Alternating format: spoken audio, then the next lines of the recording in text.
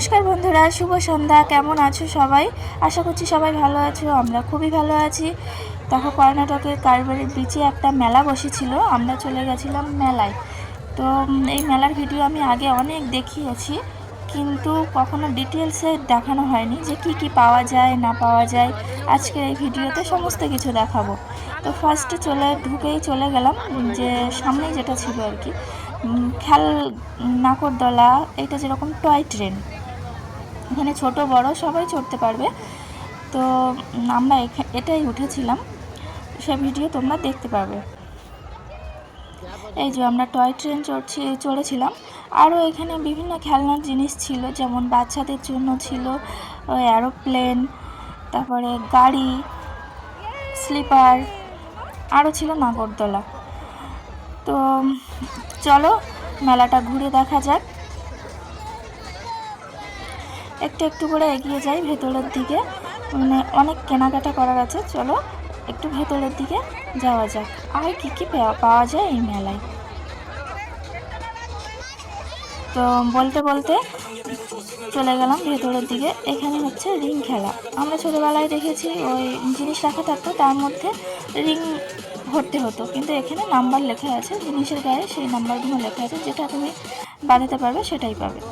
তারপরে চলে গেলাম আর একটু ভেতরে। এখানে আছে মোবাইলের কভার, কি কালেকশন তোমার চাই সবই পেয়ে যাবে। এপাশে ছিল ছেলেদের জন্য প্যান্টের কালেকশন। প্রচুর প্রচুর মানে জিনিস পাওয়া যায়, এমন এমন কোনো জিনিস নেই যে মেলায় পাওয়া যায় না, আর খুবই কম দামে পাওয়া যায়।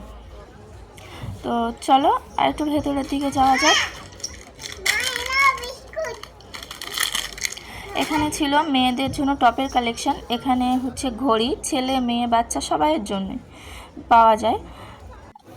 এখানে ছিল পর্দার কালেকশন, আর টেবিল কভার, ফ্রিজ কভার।